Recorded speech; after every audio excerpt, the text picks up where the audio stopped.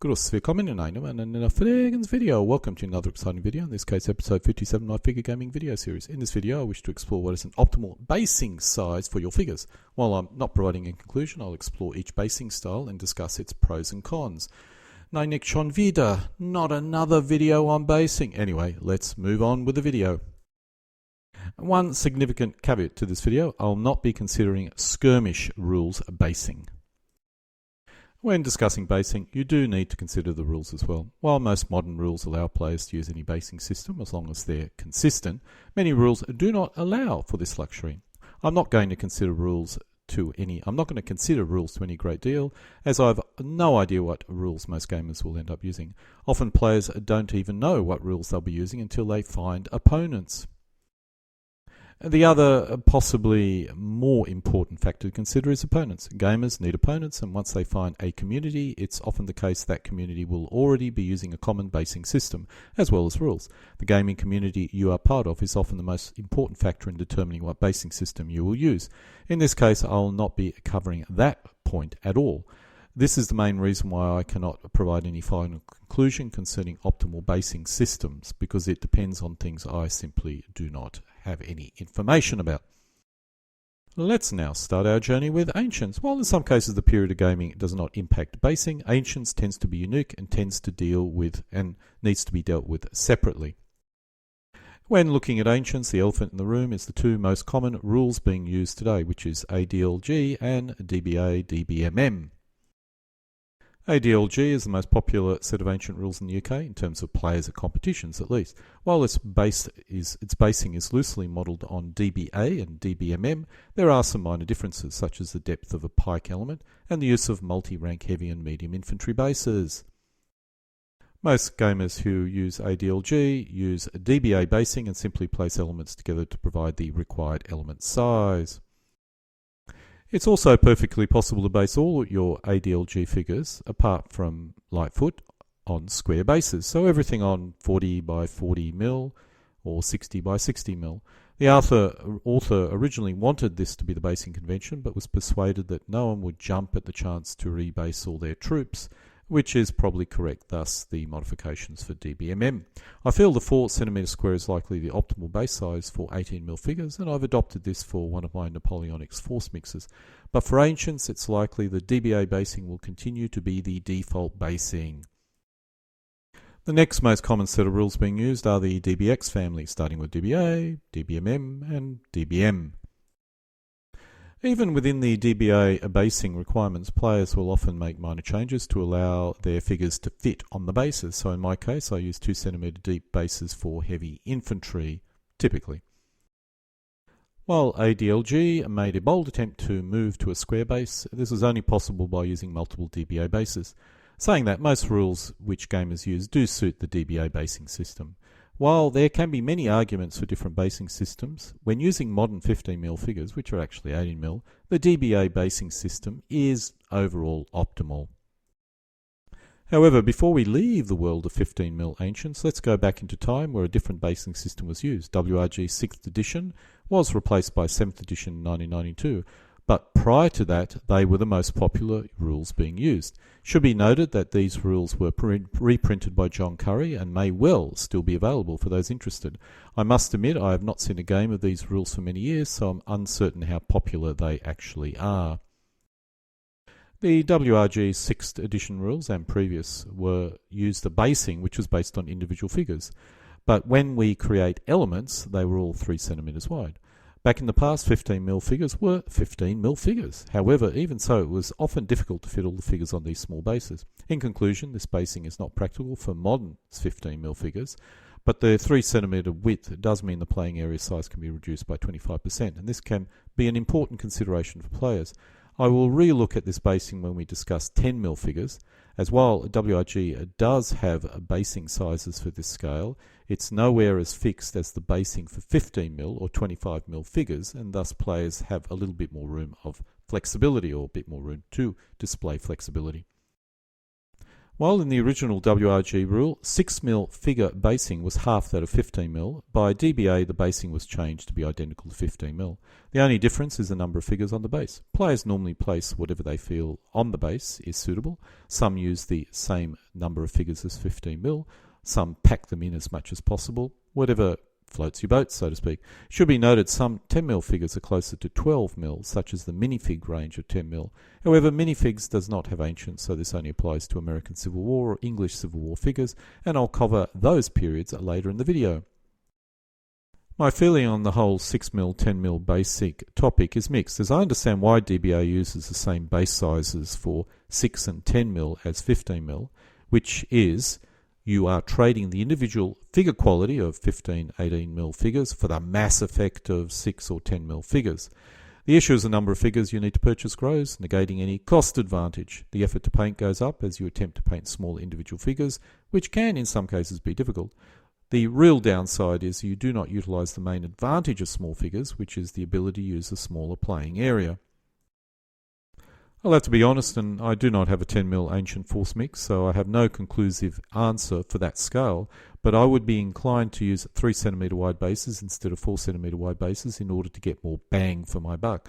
This would be returning to the old days of WRG 6th edition, and I feel it does offer some significant benefits. But be warned, there are not many players with 10mm ancient armies out there, and the few which do exist do use the recommended DBA basing of 4cm wide, so you'll need to provide both force mixes to get a game in most cases.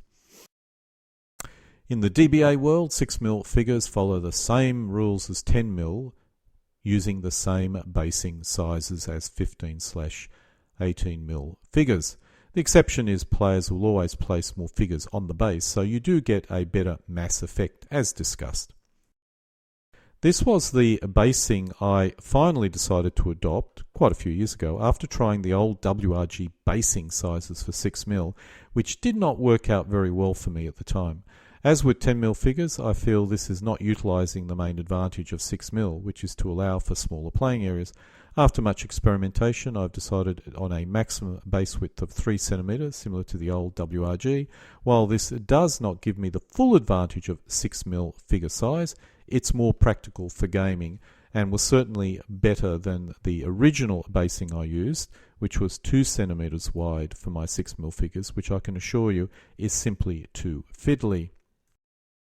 So in conclusion, for 6mm figures, I'm now using 3cm wide by 1cm deep for foot and 1.5cm deep for cavalry. Elephants, chariots, artillery all vary based on the type. I also place these into movement trays to facilitate movement, but this does depend on the rules you're using and is not suitable for DBA, although it is suitable for ADLG with some special sort of cases, modifications to the bases. I covered the whole topic of movement trays in more detail in an earlier video, so I'm not going to repeat myself in this video. Before I move into Napoleonics, I wish to cover an interesting observation concerning 15mm basing.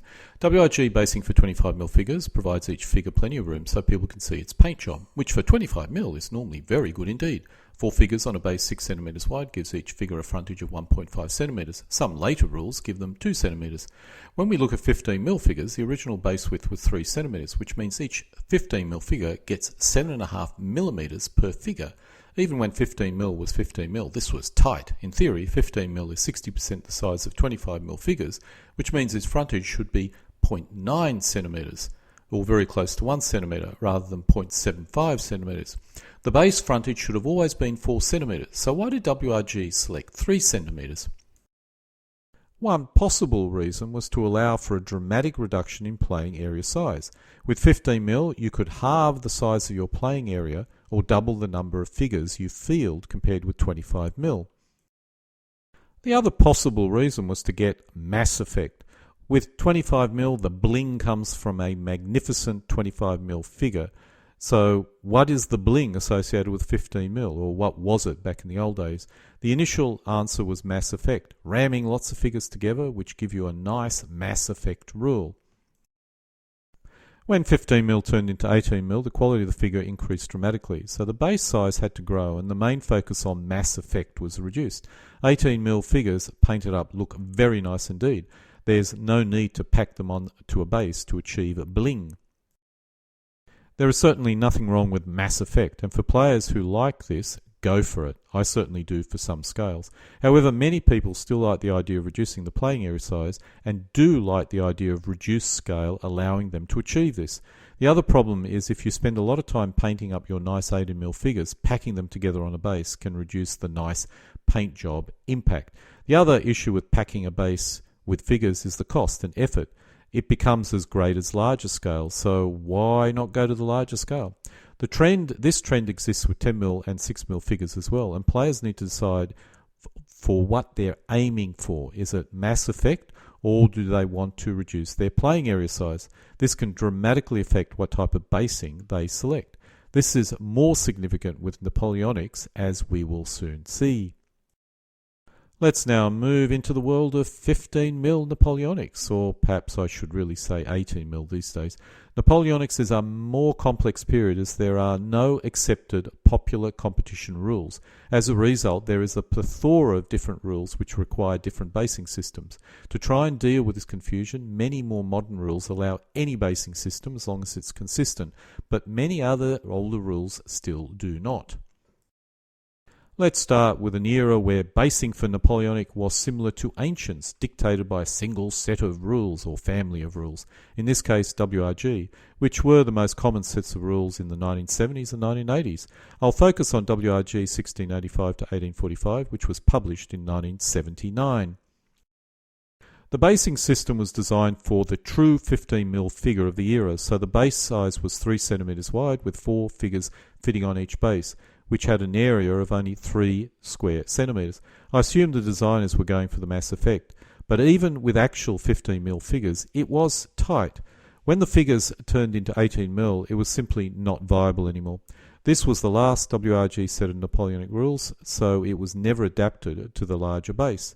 I'm a bit uncertain why WRG stopped updating their Napoleonic rules, but even today you'll still find gamers using these older rules with 25mm figures, even if 15mm WRG Napoleonic game died out sometime in the 1980s, mainly due to the range of new rules coming from the US, and even to a lesser extent the UK.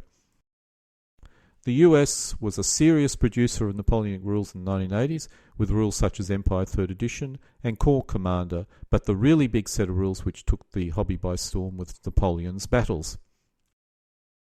Napoleon's Battles was published in 1989, and many, if not most, 15mm Napoleonic gamers flocked to these rules.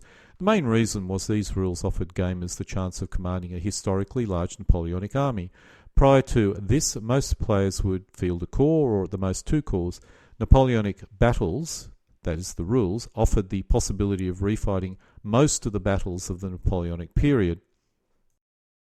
Napoleon's Battles rules basing used a unique basing for infantry. While Corps Commander first used this style in 1988, most players remember Napoleon's Battles as the originator of the 2-rank base for 15mm and also 25mm. Each base for 15mm was 3/4 of an inch wide, which is as close to 2 centimetres as you can get.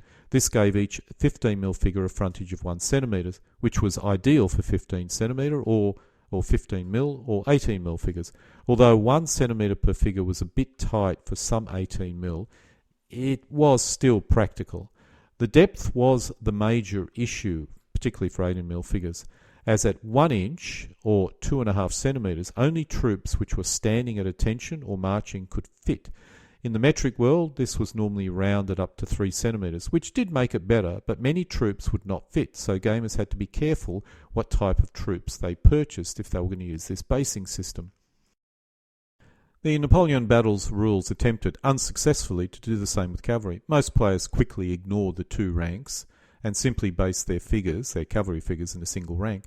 In the metric world, the base width grew to 3 centimetres, but even at 1 inch, 2 18mm figures, cavalry, could fit on a single base. Napoleon Battles rules infantry basing, adjusted for the metric world, provided a base which was 6 square centimetres in size for 4 figures infantry, which was a lot better than the old WRG basing of 3 centimetres square. Even the cavalry benefited, as only 2 cavalry figures were required on a 3 centimetre wide and deep base.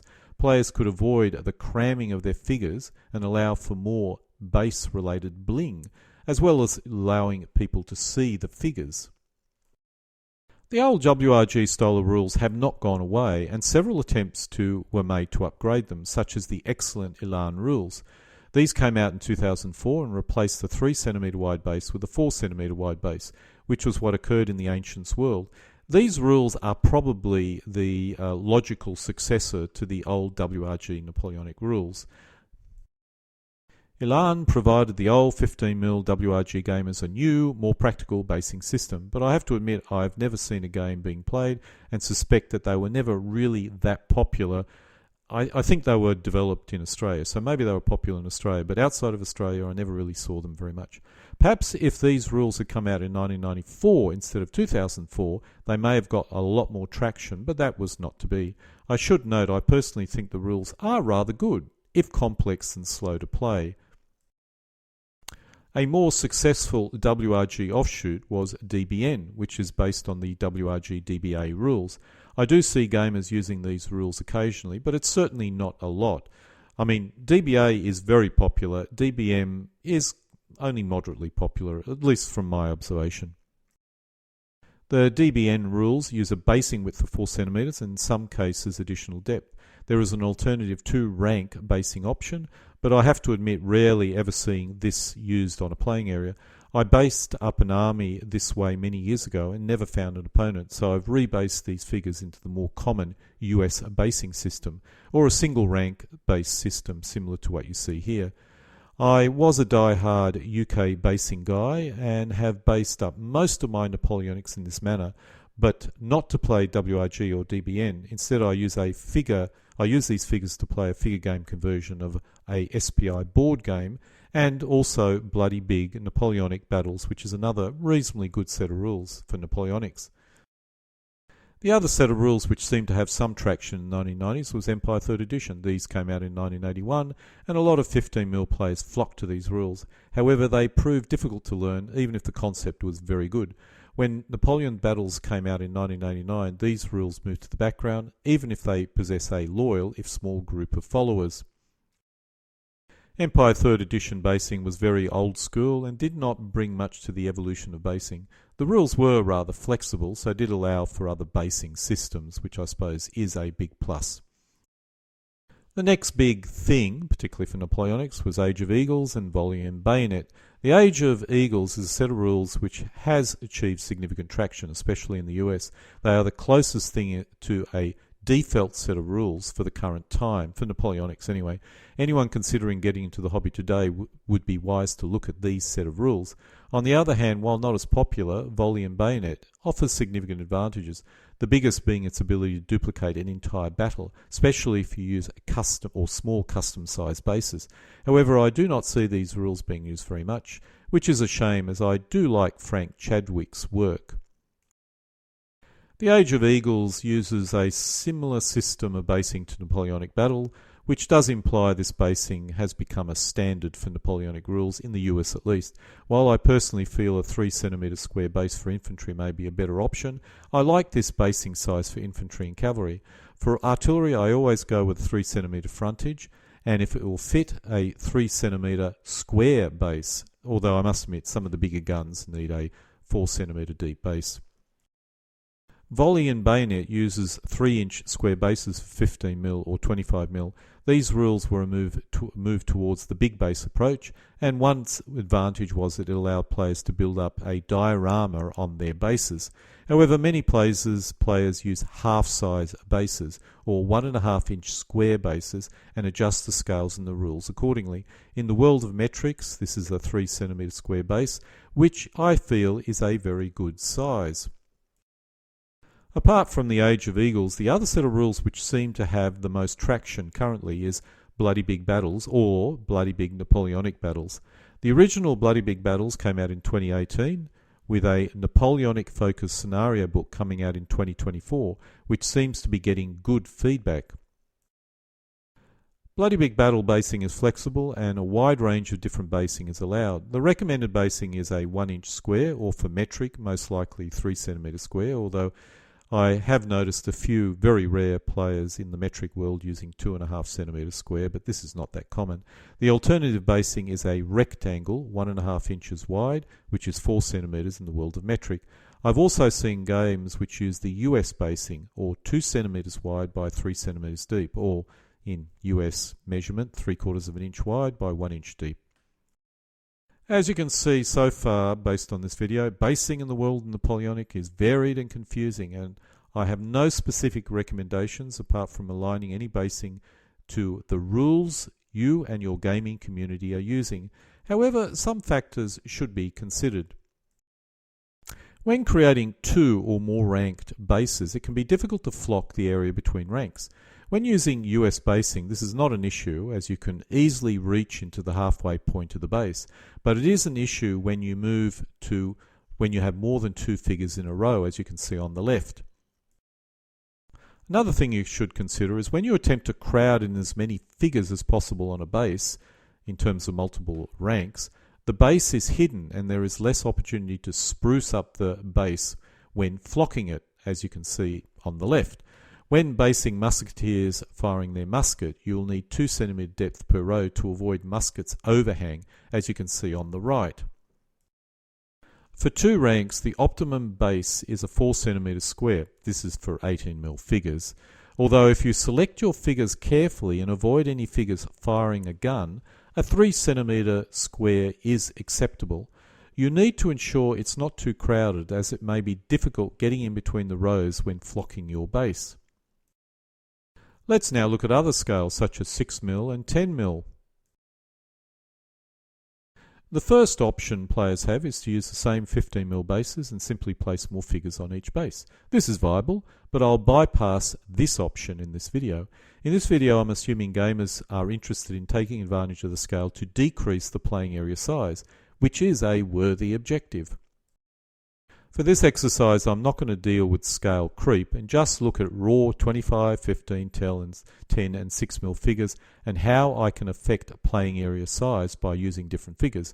I'm assuming a typical playing area for 15mm is 120 by 90 centimetres or 4 by 3 feet. Let's see how the playing area size changes when we use the raw figure scale or different raw figure scales. For 25mm figures, we now need a playing area of 200 by 150 or 6.5 feet by 5 feet. I have to admit most 25mm games use a slightly wider playing area, but this is a reasonable size for this scale. When we move to 10mm, we would expect to only need a playing area of 80 by 60 centimetres or 2.5 feet by 2 feet. This may be a bit small, but in theory, this is what you need if the base size scales with the figures. Finally, let's look at 6mm, which in theory could allow you to reduce your playing area to 48 by 36 centimetres or 1.5 feet by just over 1 foot. This may be theoretically possible, but there are other reasons why it's not practical and should not and is never achieved, and no one ever uses it. Let's now look at base sizes, starting with 15mm, which would typically require a base width of 3 centimetres or 4 centimetres. If we assume a playing area size of 120 by 90 centimetres, 4 by 3, goes with the 4 centimetre wide bases, then using 3 centimetre wide bases allows you to reduce your playing area to 90 by 68 centimetres, which is 3 feet by a little bit over 2 feet, which represents a significant reduction and is well worth achieving if it's what you want to achieve and is possible for other reasons. 25mm figures typically use a 6 centimetre wide base, so the playing area needs to be 180 by 135 centimetres in size, which is 6 feet by just over 4 feet. This is close to a typical 25mm playing area. When we move to 10mm figures, the base size is more typically 3 centimetres wide, which means we would typically go with a 90 by 68 centimetres or 3 feet by a bit over 2 foot playing area. 3 foot square would be the most likely option here. Players could still stay with a 3 by 4 foot playing area and end up with more real estate, but the rules need to be able to cater for this space or additional space. Some rules don't. Rules which use a game scale of under 15 to 30 minutes are typically not suitable for a larger playing area unless you ramp up the figures or the number of figures you are using.